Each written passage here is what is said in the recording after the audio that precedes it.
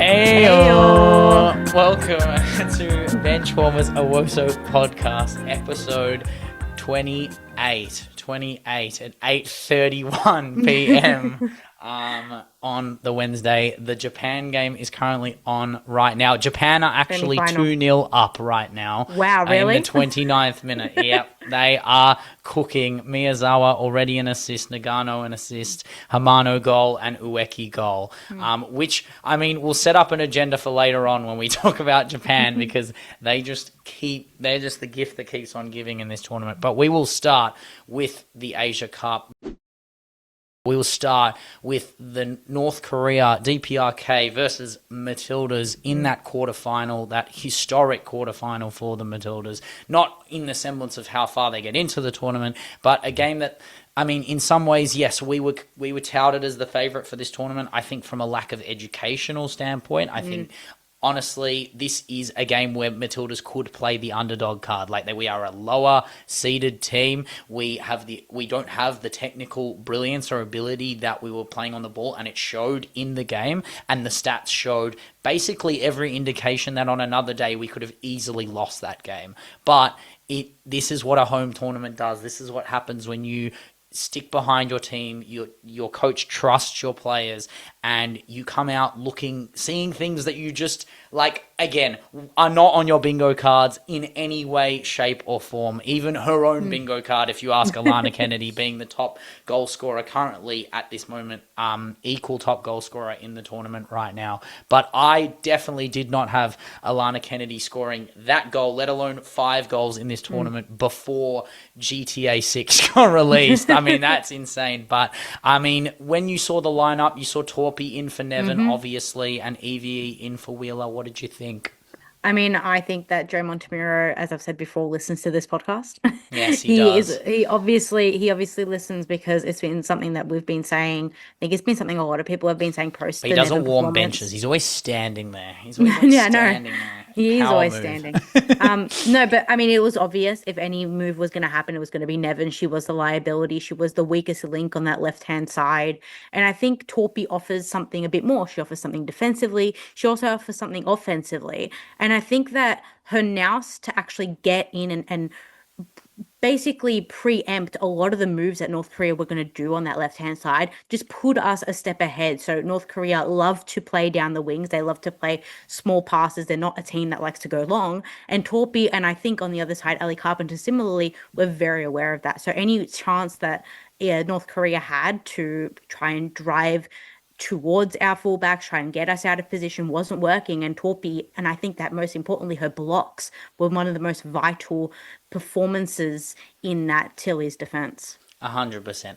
I do feel I don't feel bad for Nevin, but also I do think what would have happened if Jomo brought on Nevin for Catley in that South Korea game, and then if that kind of thing arises, and then Nevin comes on and then gets the performance to start, she's ready for the 90. It is like unfortunate circumstances being the one that's the replacement versus, oh, okay, you're the response to the replacement that went poorly. So sometimes, look, football is just a bit of luck, and Torpy has banked on that bit of luck, and she's found the opportunity. And look, there's an argument to say that, I mean, behind, obviously, Kerr and Kennedy, like, she was nearly player of the match. Some of the things she was doing to nullify that right side, because it all came from the left for DPRK. All their best movements, their eventual goal came from the left side with some fast channeled passing, really short, sharp passing that we just could not handle. But we kind of allowed it to happen. I think there was a little bit we of allowed them to overplay, really. Exactly. And that's fine. I think that's okay. It was intentional possession. But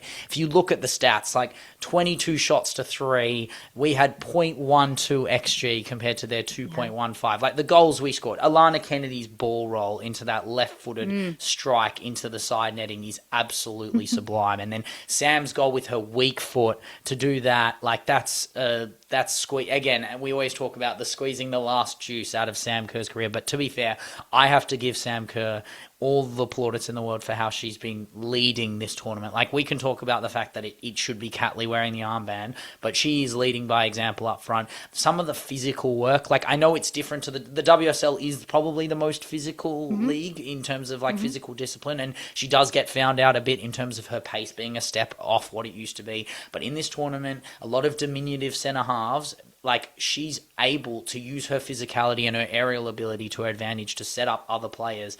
And in the case of Kennedy's goal, it's her doing the pressing on that side to win the ball off the captain, off the centre half, bring it back to the middle so Kennedy can score that goal. And then her goal to have that ball where it was, like, how many players in this tournament could you actually say could score a goal like that, like, consistently? I think Sam Kerr has all the credit in the world for what she did in that moment. And look, they were better than us in a lot of ways in that second half, bar the 2 minutes that Sam created that moment of magic, and they scored. And I probably do know about what you were thinking. You probably thought we'd cop another one as well, and we were close to copping one at the end of that first half with that posted chance. That was very, very close. But I think there was just a little bit of luck and a series of unfortunate events for DPRK where everything kind of just went right for us in a way.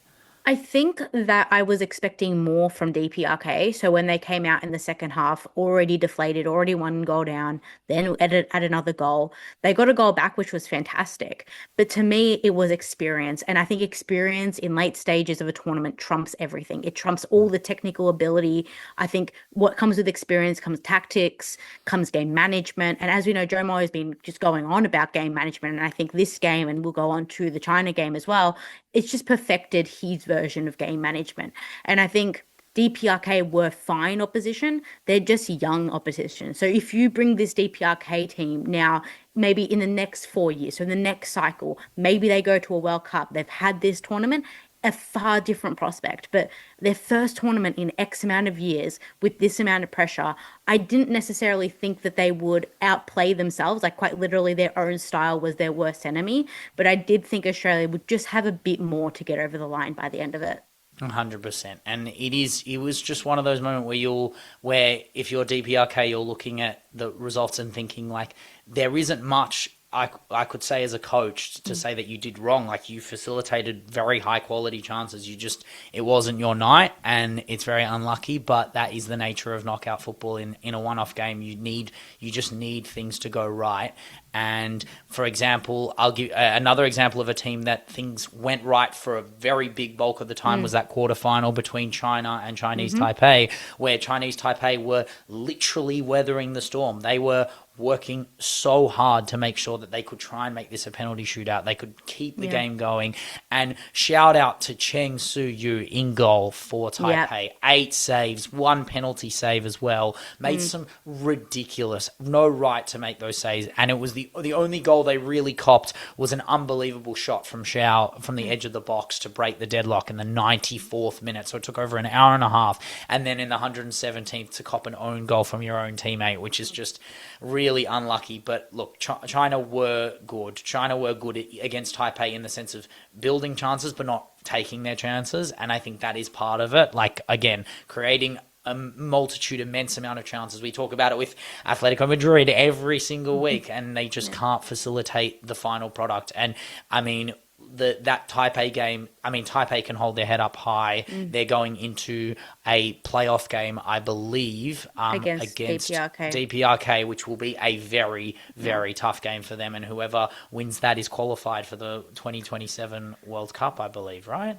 Yes, and I think that Chinese Taipei, similar to DPRK, it's just about experience. But I think, honestly, China peaked really early in this tournament, and I think it was back in that DPRK game. Yeah, I think they peaked. I think that in terms of their style of play, I don't think that they got out of that gear once they reached that gear. It's a good gear. It's just not good enough.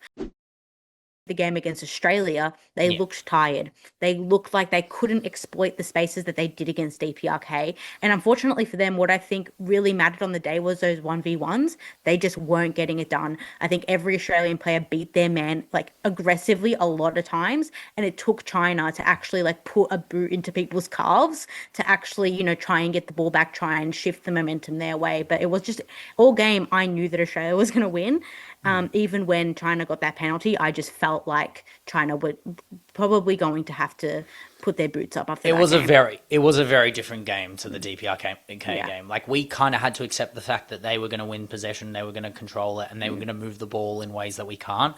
This was a team that was lacking that, and you could tell because Jomo definitely told the Tillies in the first 10 minutes to bounce on them and put the pressure on them, force them to make bad touches and attack those bad touches. Good to see KCC on the park, first start of the tournament. Mary is still on the right, and I will never forgive Jomo for making this not Mary's tournament. And sure, it's Kennedy's tournament. No one had that in the script, but she was okay this game. I don't think she had the ability. I feel like she was getting the attention she warranted was far based more on her defensive. form. Far more defensive this game, But not being able to get forward, even for our set pieces, being marked by their best aerial threat when playing those set pieces. So it was a game for our wingers to shine. And Mary did have that moment where Carpenter played her in. She does play it to Ford, and Fordy finally gets her goal in the tournament. Of course, it's in a semi-final. Of course, it's beating the player to the ball. It's all very Caitlin Ford, that goal. And it's good to have it so early on, because then it sets up the precedent that we can go into that Jomo management mode. And I think he's very on this idea, especially with that post-match press conference he was talking about, the fact that we're rushing forward and we're trying to force it forward. So, sometimes I don't see that. I think there is impotent, where there is a bit of impetus in our attack to just wait for the perfect moment to do it. And in the first 45 minutes, I want to see attacking display. I want to see us control the game, of course, but I want us to use our pace. I want us to see us isolate our wingers. Caitlin Ford does not get nearly enough time to take on the winger. And I understand that she doesn't want to get fouled and she doesn't want to get chopped, but this is as big a tournament as you're going to play in, and we're about to be in a final. So there's no excuses now to be like, oh, well, we're not going to give them time and space to operate because of club football. Let's see it. Let's see the magic. This is the most important game in the Tilly's career based on now what needs to happen for us to accrue silverware, for us to collect the respect of what it means to be Asian champions. But I think this game was a better indicator of how we want to play. I think in a lot of ways, I think there was a lot more control, calculated control without the ball, and then control with the ball. The goal that China scored, I don't know how any Tilly's fan can argue that isn't a penalty. That is stonewall. Macca just clearly clips her. She gets in the way. It wasn't even. It's not great from Claire Hunt as well. I think I think the Claire Hunt aura has slightly manifested itself when she went to Spurs. No. In a Tilly's kit, it's still there, but that moment is poor. There was this mystic about Claire Hunt in a Tilly's kit. I was waiting for her to make a mistake, and this was it. I think she has been making mistakes. She's poor in her aerial judgment, and she has. No. But I'm talking with her feet. I'm talking with aerial judgment. Every that's right. Catley made mistakes with aerial judgment, and Ellie's made mistakes. Winnie Heatley in the game against DPRK when they not DPRK against South Korea when they caught us out. But it was good to see Catley in her naturally correct position in the left centre half, which was very good. Torpy on the left side, KCC in. It was the team. This is the team that's going to be in the 11. Obviously, I would love to have Wheeler in the team, but Gori's never going to leave this team because, that's the game. She needs to get hacked to death every game. Yeah. It's so funny. Everyone I watch with goes, why is Gori the one that gets kicked to death? And I'm like, because she's the one that kicks everyone else to death. But I will give Gori her plaudits. She did work hard in this game to make sure that the miserliness and the ferocity could go both ways. But Sam Kerr's goal was fantastically taken. Fordy's pass to her was perfectly weighted. The backspin on it was beautiful. And then taking it around the keeper, the tightest of angles. Who else would you want in the Matildas other than Sam taking that strike? Another left foot. Yeah, and then doing the Rashford because I don't know what because Chelsea beat United. Is that why? Is this it's against the mighty China? No, Leggy. It's because she's being smart. It's because Oh, she's yes, being yeah. smart. Yes, yeah. If you know, you know with that one, by the way, for all you Paramount for all Paramount you Plus 10 listen. for all you 10 new 10 watchers for that game who watched the post match. But Fowler had her moments, but again, not enough. This is not the impact I expect Mary to have on this team in ways that are conditional to the team being made around her, I guess, because the team is not made around her at the moment. She's playing a role that Rasso would play. I think Rasso you'd probably get the same out of that ball that she played to 40. I don't think is remarkable in any way. That's her normal play. I don't think that's an exemplar moment of her creativity. But she came from the center, and that's the thing. And she started it in the center. I mean, yes, she makes the vertical run to chase that 1-2, but it all comes from the center. And I think equally, I mean, her shot on goal earlier in the game, the volley, I think Rasso scores that. So it's all about, I think, Joe Montemurro. And one of the things that we may criticize Tony Gustafsson for was potentially not playing players where they are best suited, but instead prioritizing system. And I think one of the things that best suits the best of the international teams is when all their players are playing in a style and playing with their strengths as like the hegemon of that team's philosophy. And I don't think right now, playing the players that we're playing where they're playing, Steph Catley is a perfect example. She comes from the left back. She then moves to a natural centre half position, and it's better. Fowler shifts or drifts centrally. It's better than when she's on the flank. And I think that's just a coaching thing. That's a personnel thing. I think. But how many people are in this? Like I know it is Jomo, but like how many times do you have to watch Mary Fowler last year to know that her best position was some in the center, right? So sometimes she was in the 10, sometimes she was on the right, but again, her best games were when Bunny was gone and she was actually in the 9 and she was doing things that I've never seen her do, which is lead the line. Like I understand we're always going to play Sam, but why not switch them and rotate the press? Why not have them play two up front for a bit, press higher, and then trust Gori and Kyra to do the dirty work and keep the midfield packed in. And if you really want to narrow off, bring 40 central. Well, because 40's aggression and also I have to give Sam Kerr the credit in this game as well for her forward press solely without Mary, without Gori, without really a natural 10. Kyra's not a 10. Like there was no 10 in this game for the Matildas, and Sam Kerr was pressing like a dog without water. Like it was crazy the way she was running after players, forcing bad passes from the Chinese back line.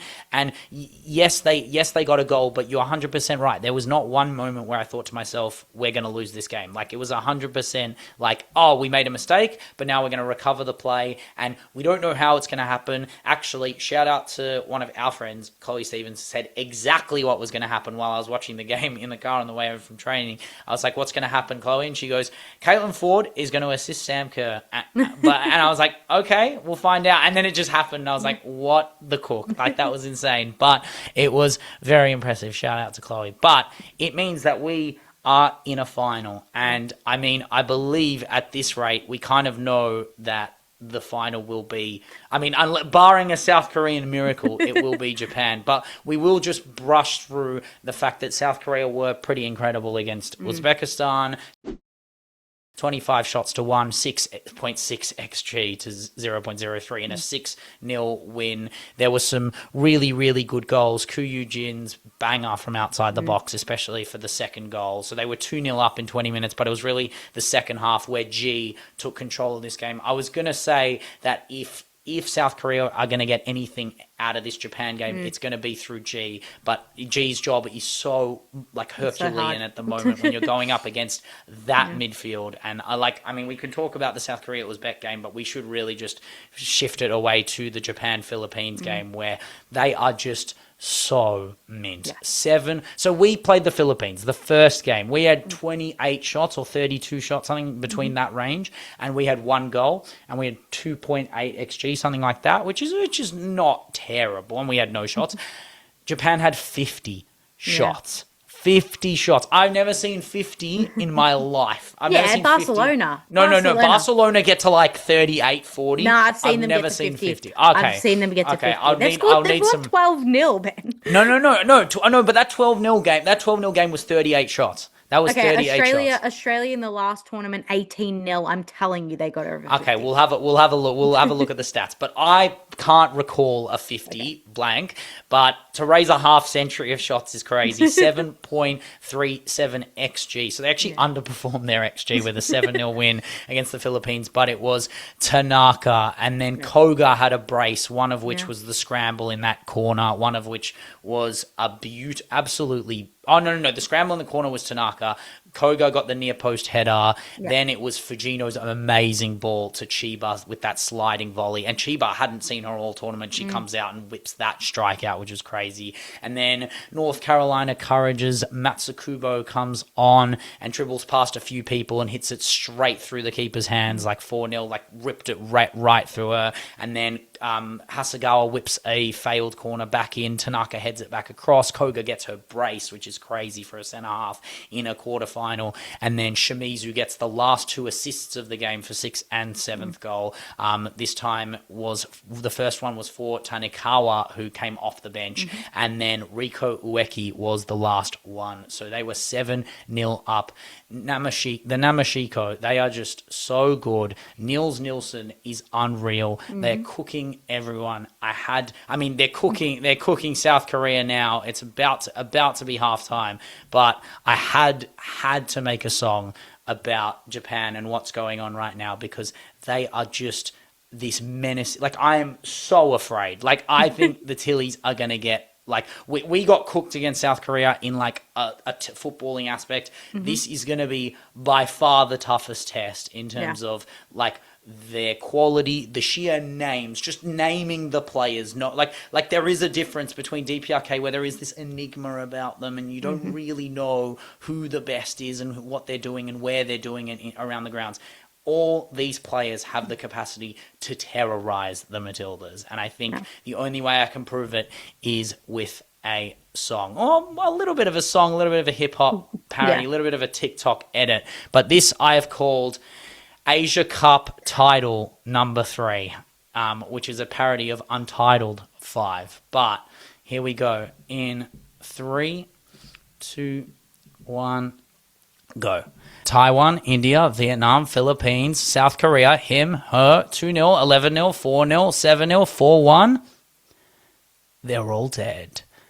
Niels Nilsson on the dash and Japan are on the up. Now final bound and the beast has woken up. 28 goals scored and only 1 goal cupped. How are we going to stop this team? They're going to win the Asia Cup. Yeah, Matilda's got anxiety. Look at the variety. Resting, chopping, changing and they're smashing teams reliably. Hinata Miyazawa, Tani fucking Kawa, MVP of the city, Yui Hasegawa, Ueki and Ayoba Fuji. Depth on the bench, Chiba and Kiko Seiki, Risa Shimizu and Ayama Yamashitu, Kogo and Minami. How the hell we gonna beat you? Fuka Nagano, Maika Hamano. Japan have got the courage, Manaka Matsukabo. Final for the ages as history turns pages as we face off the top 2 Asian nations.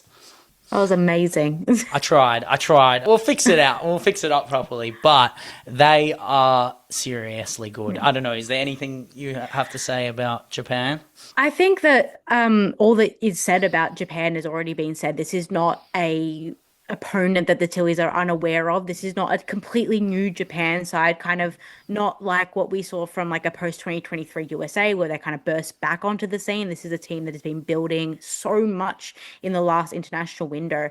I don't think personally that the Matildas can challenge this Japan team. I think that what they'll have going for them is their defense. I think that Australia's defense has just been more tested and thus been more attuned to having the transitional play on them, the close range passing around, trying to get through that defense the way that Japan has done.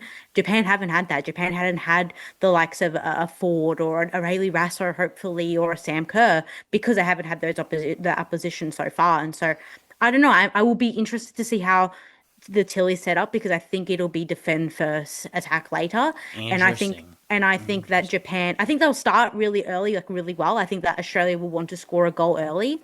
But I just think that Japan, because of how relentless they are, because of how ruthless they are, I can't see a way that Australia will outscore this Japan side. So, yeah. I think if we get one early, I'm scared that we'll go into game management mode and try and outplay them and just let them take a barrage of chances, because one will go in. This isn't a game where you can just let Tanikawa on the edge of the box take a shot. Yeah. You can't let Hasegawa go for it. You can't let Fujino get in behind. They will punish you. And what we do have going for us is that we will be in Sydney. There's going to be 70, 80,000 people in the stadium going absolutely nuts for us. And Japan will not have had that at this point in time, or had that in a while, where a whole stadium is cheering against them. If we score a goal, maybe the pressure gets to them, but I don't think Niels Nilsson will allow them to. And if they take the game on the way they're supposed to, I do struggle to see how we can hold on to a lead, whereas I think we have a better likelihood of taking if we cop a goal at the 15th minute, and they go into game management mode, I think it's more likely that we get one and snatch and grab, maybe. But I don't know. They'll be very miserly. But it's not very Jomo like. It's not Jomo like. I agree. It's very uncharacteristic. But I think characteristic Matildas might not be enough right now, and I think we need to show something. This will be a game where we have to show something that we haven't seen before, and whether it's Mary Fowler playing in the 10 and saying, you know what, we're going to play the card, we're going to play the Yu-Gi-Oh card and say hey, watch what happened. Let's put Yui up against her city counterpart and do it. But I think we're going to get the same team we got against China, and I think that midfield, Gori, Kennedy and Kyra have a lot of work to do against Miyazawa, Nagano, and Hasegawa, who will outwork nearly every midfield in the world, and even gave Spain an absolute run in the World Cup 2 years ago, and have done so in the last 12 months. We don't have to go back 3 years. It's very true, 100%, and that kind of covers everything we have for the Asia Cup. There are playoff games. Do you have any predictions for those playoff games? DPRK will trump Philippines? I think DPRK will trump Philippines, and I think Chinese Taipei, just simply because of their defense. I know that Uzbekistan has scored goals against the opposition. They've scored a few against Bangladesh. I'm going to Uzbekistan. You're going to Uzbekistan. Katrina, I believe in you. You're going to do it. You're going to beat the Philippines. This miserly low block that comes from Perth. we have to stop this. We have to stop this. We have to stop the superpowers, but Olivia McDaniel is going to be hard to beat, and Uzbekistan have a lot of work cut out for them. But I'm hoping that they can get over the line, because that would be an amazing story, to be honest. We move into the club football. Domestic football is back. The WSL is back. We will start there with my team absolutely stinking up the gaff. Manchester City drawing at Villa Park to Arroyo, a side that has conceded nearly 24 goals in their last 4 games. They've kept their first clean sheet, I believe this year, which is crazy. And we got it wrong from the get-go. We got it wrong with the tactics. I don't know if we got it wrong with the lineup specifically, but I don't think you could have done anything different with the players available. There's an argument to say whether it should have been LBB or Sid, but I think you were always going to play LBB based on the body of work this season. But the first half, they showed how to cook us, and it was 9 shots to 5. It was 3 big chances to our 0. They were so compact at the back. Patton taking her international form from Ireland back to her club form, and absolutely making Bunny Shaw nearly sightless for about 85, 90 minutes of this game, which was insane. Shout out to Kiara Keating in goal. I was worried about her role in this season. I am not worried about that anymore. The saves she was making, the shot stopping, she made some unbelievable saves from very short out. She had deflected work to do as well, made those saves. Caspian Greenwood saving goals on the line with Keating parrying them off, nearly getting them into the goal, but having enough of a hand on it to force the goal line saving clearances. But the second half was better. I think every City fan knows that was how it was supposed to look. We did have moments. I think Hempo's balls across the box just fed no one, sadly. Viv skying chances that I expect her to not sky. Bunny relatively sightless. I'm a bit disappointed in Bunny in this game not being able to drop deeper, not get involved in the game. This is what I mean. This is how I feel when I see her up front the whole time and not getting her mitts on the ball. And then when she gets it on those counter-attack long balls and she's getting it for the first time, she doesn't have the confidence to go up and just strike it. She has to feed it to someone else, and that's where I think she needs to drop deeper. But I thought, honestly, they gave Roebuck the player of the match for her performance in the second half, obviously, but I think it was Jenna. I think it was Jenna Niswanger. Jenna was, an Arsenal operative, clearly. Jenna is looking to revitalise her career, and what better way to do it than locking up probably the form winger in the league for the last 7 to 8 games in Carolyn. Carolyn, who's been pretty good for us, was pretty rubbish, I'll be honest. She did what she did a little bit last year, hasn't really done it this year, but this is that moment where you watch Carolyn and you're just like, wow, you're actually not even doing nothing, you're actually hindering the speed of our attack. You're not being, and also this is what Jenna's good at, the physicality aspects of the game, the ability to recovery run with a physical freak that is Carolyn. I think it did get better when we brought on Sydney Lohman. I think Sydney Lohman was fantastic when LBB came off, and not that LBB was terrible. I just think we looked much more composed in midfield, allowed Coffee to go a bit further forward, to trust that our physicality could help. But one sub, AJ, what the fuck? Are you serious? We have Layla Uabi on the bench. We have Iman Bene. We have Sergeant Coombsy, who's been a general at this club for longer than half these players have been alive. Like, bring on Laura Coombs in the 90th minute. There is no harm, no foul. We were not going to concede a goal in that last patch of the game. We did have control. You saw Carolyn's performance. 80th minute, bring on Iman Bene. What did she do against Arsenal? Does it mean nothing? It's just really frustrating to not recognise, like, you are there. You've been here for this season where it's not just about the 11. It's not just about, like, yes, Viv's been amazing, Bunny's been amazing, but when we need someone, it's our role players that have delivered. It's Caspi, it's Jade Rose doing goal line saving tackles, and Jade Rose was relatively good in the second half. I think in the first half she was kind of on the back foot. But even giving the license for Sam Coffey to go further forward, I feel like that wasn't good enough in terms of she should have been further forward. And this comes the question of us without Yui Hasagawa, and I have been defending us, and I'm giving us one more chance. We have Spurs this week. If we don't do it against Spurs and we don't show a comprehensive performance, then we are really just Hasagawa FC in the midfield, and without her we do just struggle to maintain composure, control. The idea of safety becomes out the window because people will start looking at us like, oh, you're City without Hasagawa, this is what it is now, and they're going to absolutely go for it. And I think it was really disappointing and has opened up a little bit of a window. I wouldn't say a door. I wouldn't say there's the door, the keys are open or anything. And there's no bottle. Don't even mention the fucking B word. But I will say there is a sniff. As intentional as it may be, there is a sniff.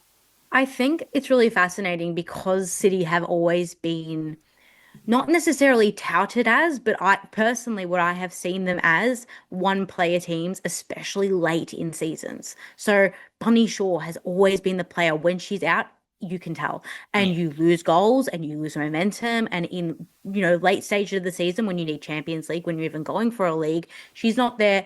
And there is a significant dip. There is a significant dip. I think you're now getting that with Yui Hasegawa. It just goes to show that on each line, you just have standout players. Alex Greenwood's out, you struggle in defense. Yui's out, you struggle in midfield. Bunny's out, you struggle in attack. And there then becomes a fluency issue. And I think if I take Villa's side in this, my problem with Villa this game was they were so profligate in attack, especially in the first half. Chastity Grant had acres of time, so many chances, and she misses. I don't rate Chastity Grant. I fundamentally blame her for this game and it not going Aston Villa's way, because they could have scored early and just locked up your lot, and I don't think in the second half you were giving the same chances that Villa were in the first. And all I can think of is if they were going to Kirsty Hansen, they would be in. And it's Goal. not just because of her goal record this season. It's just because I have far more confidence in her. Chastity Grant looks slow, she looks lethargic, and she's not confident in herself. And all that run from that left-hand side, just shifting it on the right-hand side, loses all the momentum for Villa. But you have to commend them. I mean, they've had absolutely poor run of form, so many goals conceded. Ellie Roebuck just proved why she's still in that England rotation for goalkeeper And and why she's why. number one for Villa as well. Exactly. Very Yeah, fascinating. it's a very stark turnaround, and to do Yeah. it against none other than the what will look like champions, depending on how this Tottenham game turns out. We just need a confidence refresher, and I think the international break has done us a bit of a disservice. And then obviously the players out. Like again, if Mary Fowler was on the bench, would she have come on in that game? There's a big question about how our attacking output looked, and I'm hoping against Spurs without Kogar still. It will be a different lineup, and also no Hermano for Spurs either. So, like again, the we can't do we don't have Yui, we don't have Mary, because they don't have two of their players who've been arguably. Well, I mean, Hermano's come later, but Kogo's arguably been their best defender this season. So there's no excuses there, and we have to show them the levels. And the way that the same way that you showed LCL levels, right? At their home ground, sold out home ground, and it was, I mean, I thought it was pretty easy for you. I mean, they were, I mean, again, they're missing players as well, namely in defence. I mean, not like Lani Kennedy was playing in this level of form pre the Asia Cup, but what I will say is, I mean, it's nice to see a side that just takes the international break, comes back, and looks exactly the same, really. And I think, to be honest, I think the Smith not playing in the international break, I think that rest really helped her. I think she looked really She wasn't sharp. injured. Yeah. We faked it, guys. Yep. It's No, so normal. It's the Arteta method. took her to It's taken hospital. to WOSO, Renee Teta. It's all pilled. We took her to hospital just for fun, just for fun.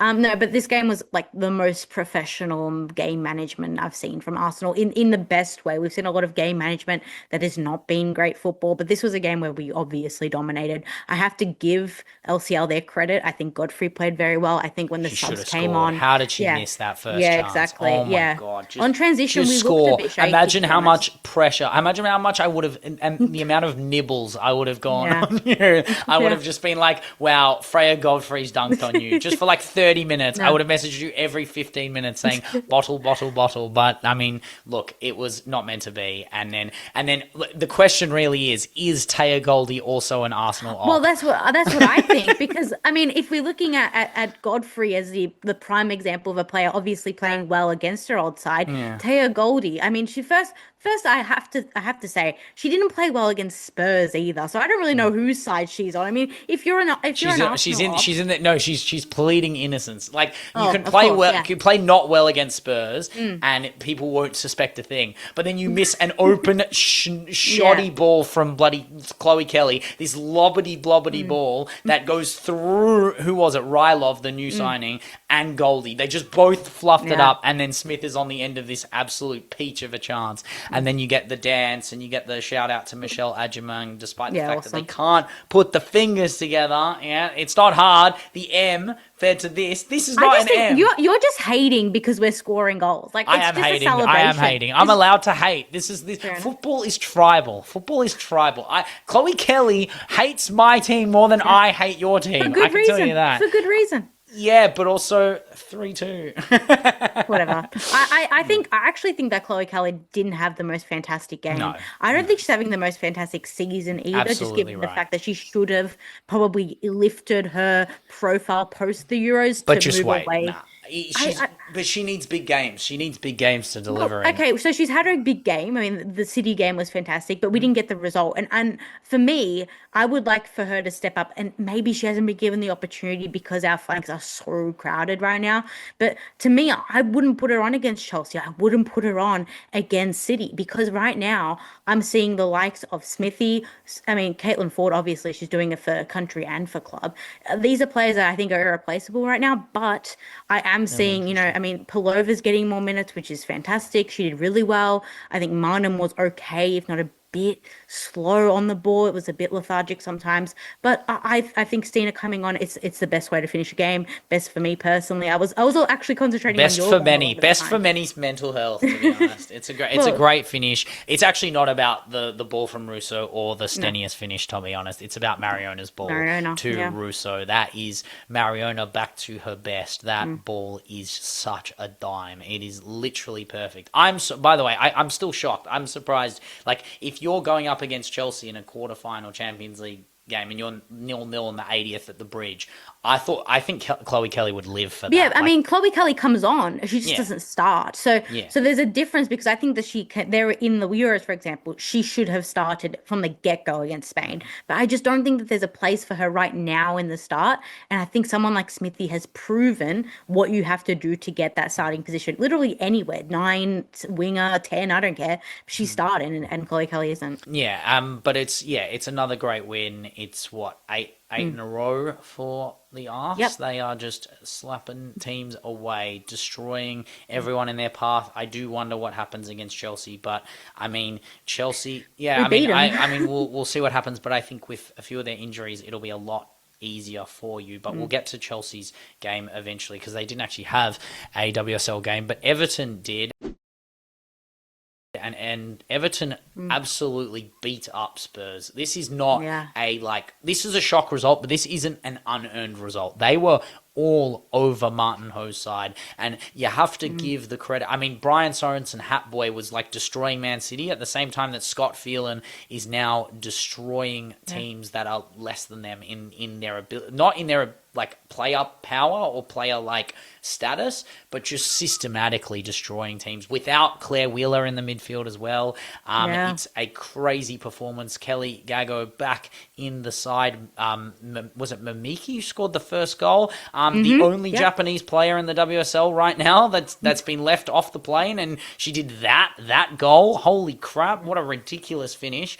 And I mean Signa Gopset's goal, the first goal she scored at home, I believe, which is a crazy outcome for her. But shame that Kelly Gago is back. Kelly Gago.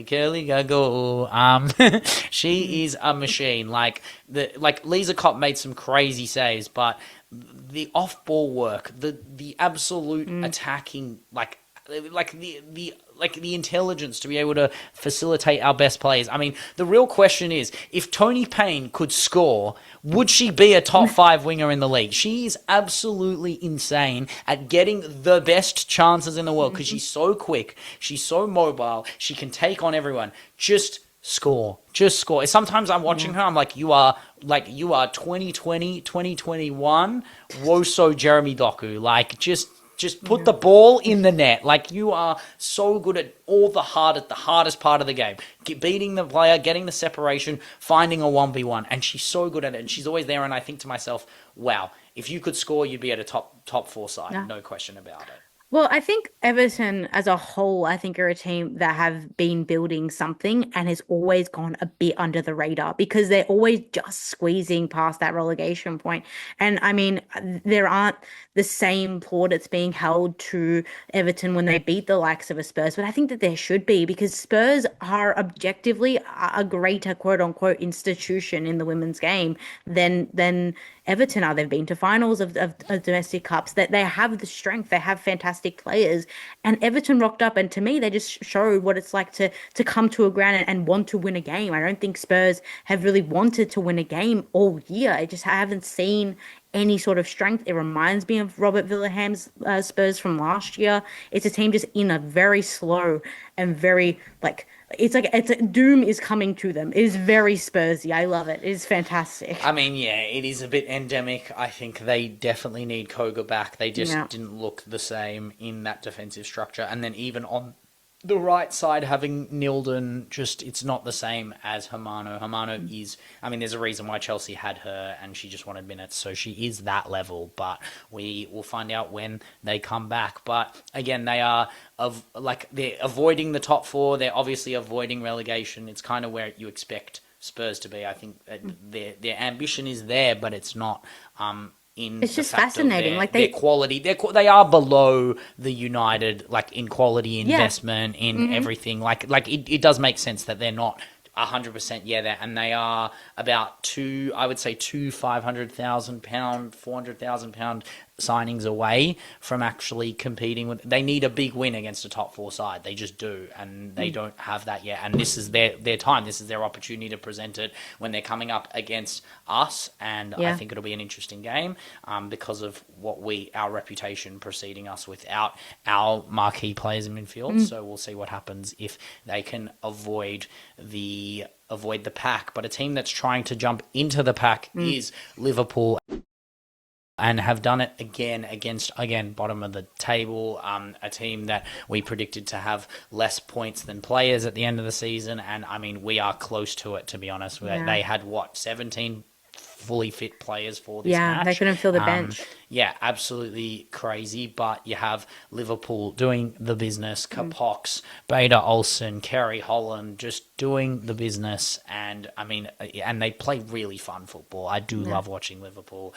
Beata Olsen still her clinical self as the ball got whipped across from Kapox's drilled ball, but it was a very nice run. And then Holland wins her own penalty and takes... Oh, no, sorry. I believe Silag won the penalty, and then Holland pings the ball with an absolutely perfect penalty and took the win, rightfully so, at home against the bottom of the table. And I think Beta Olsen is a star. I love Beta Olsen. I think that she, as well shock. as the... Leggy loves another Swede. Yeah, I just think that she has revolutionized this team's attack. I mean, I think she outdid her XG. She has been outdoing her XG. She's had a ridiculous stat that I can't name right now. You're talking about the stat that's like the clinical, how clinical you are per shot. And like Bunny Shaw has he's very clinical, but she has a lot of shots. But like players like Fujino, Carolyn, and Beata Olsen, who is the top of this list, is so clinical per shot. Like, it's insane. She has 6 WSL goals. I reckon she's probably only had 14, 15 shots for the season. And the thing is that she was injured. And I just think to myself, when she gets a full season in her, I think that she'll be the next Christy Hansen in terms of like that player from a smaller team actually challenging someone like Bunny Shaw for the Golden Boot race. She is the... The question is, does she stay? The question is, does she even go? I think someone else want her? No, I think she should stay at Liverpool, mostly because you need to build some sort of momentum if you're going to challenge in a team higher up in Champions League, Europa League, whatever. And I also think that right now Liverpool might not seem like the best place to be because of how low they are on the table, but you can't deny that this is a team that has grown in even just the last 3 months. I mean, previous to the turn of the year table, I would probably say that they'd be looking top 6. I mean, they're probably the best of the pack. And the football that they're playing, I mean, I think finally Gareth Taylor has got his football across to this lot. And I think they have, I don't know if they've bought in or if it's just a complete mentality turnaround. But if I'm having this run of form just now, I think I'd want to stay. It's a bit like West Ham last year. Yeah, it's that's the whole thing with Shakira Martinez. Is it the one-hit wonder? Like, she has stayed and it is plateaued a little bit. I wonder if Beata Olsen keeps doing what she's doing. The Swedish gene doesn't keep you at a small club for very long. Like, you see a clinical Swedish striker and you get poached by Arsenal, you get poached by Real Madrid, you get poached by PSG, especially if Rome Lukta or Kanjinga is looking elsewhere. If Kanjinga is looking in the WSL, I've heard Enderman and Bierenstein are looking in the WSL recently. That was the one I saw that was the most recent. Like, she will get moves elsewhere because clinical strikers do not grow on trees. It is very, very difficult to find a player like Beata Olsen, and I think other teams will soon find out and recognise her for her brilliance and remunerate her for it if Liverpool won't. And hopefully, I mean, again, at Liverpool, do you really have a chance at domestic silverware? Do you have a chance? They had a chance. They've been having chances. I mean, last season they got to a semi-final of a cup. They've had good cup runs this season. I mean, yeah, a semi-final is good, but it isn't the final. And when you have a final, you have a moment to win a cup that is something that is cherished. And we will, with that, move to the Subway Cup. The Subway Cup final that was between Chelsea and United. A big game, a relatively uninspiring performance from Manchester United, I believe. I think that there isn't much to excuse. Apparently there was a lot to excuse Yeah. about if you're Man Mark United Skinner. manager. I mean, I'm very excited for this Manchester derby where he tells us we're not that far off again. But I mean, we'll have to bring back Mank Sinatra again as well. But Chelsea versus United. I mean, this was. I don't know. It was kind of interesting without the players, the players like the Miyazawas, the Ellie Carpenter. Yeah. the Sam Kerr. Sam Kerr. Like these are big players that were out. It was makeshift teams. Lauren James in the 9 for this game and pouncing on a big chance, a huge mistake from Janssen and made Lauren James look absolutely impeccable in her forward press, and then did Tullis Joyce, and that's what she's good at. She's good at reading the goalkeeper. She doesn't have to look at the ball, doesn't have to hit the straight down the middle. She sent it the wrong way, put it near post, and then celebrated like the shy and humble human being that she is, because arrogance is not shyness. No, she celebrated like we expected Lauren James to celebrate, which is ears out, eyes open, like, I am Lauren James, which is what you are. You are Lauren James in a final scoring a winning goal. Like, again, this comes back to the conversation we had last week, but arrogance with reason, you know? When you score a goal in a final, you go against down your in old folklore. side. Yeah, against your old side. You go down in folklore, you go down in history, you're in the trivia books. That's how it works, and I don't think you have every right to do what you did, LJ, and that is a goal that sums it up. And then even ABJ's goal that I thought had no right to go in, Lundqvist, really poor. Again, it's kind of sad when it's two defensive mishaps that have caused this game to just fall in the hands of Chelsea, but also like fuck United. Like that was like this has been coming. This has been coming. I cannot wait until they get slapped by Bayern Munich. And I know Bayern Munich are injured. It doesn't even matter. They're going to slap them up silly. And especially you don't have the luxury to make those mistakes against Bayern, because Bayern's transitional work is way better than Chelsea. The way you were pressing Chelsea, the moments you had in this game, like Park's long shot and the moments you had wide, I believe it was Nelson who ended up with a good strike. But ultimately, like, you don't have that luxury against a transition side like Bayern, and Barcalas will look at this game and go, hey, guys, we can beat Chelsea, and look what Chelsea just did to United. Like that, this is the blueprint of how to do it. Zigiotti without Miyazawa is not the same. Definitely not the same. Well, no midfield is the same without their best midfielder. And I think Zigiotti is Zigiotti is the best midfielder in that team. Yeah. But I think Miyazawa is equally a very, very good midfielder. And I think that Zigiotti, I think Zigiotti is only that good and only the best with the help of Miyazawa. And I think that that's okay. I think there are many teams where the best player is the best because she's also assisted by whatever player is the second best to her. And I think without Miyazawa,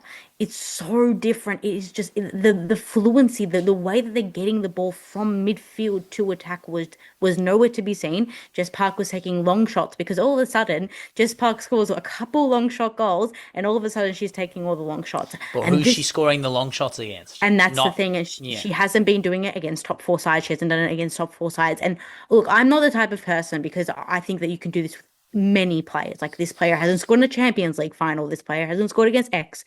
I don't think that it's a dash towards what has been a fantastic season for Jess Park. No, it's a dash towards Skinner.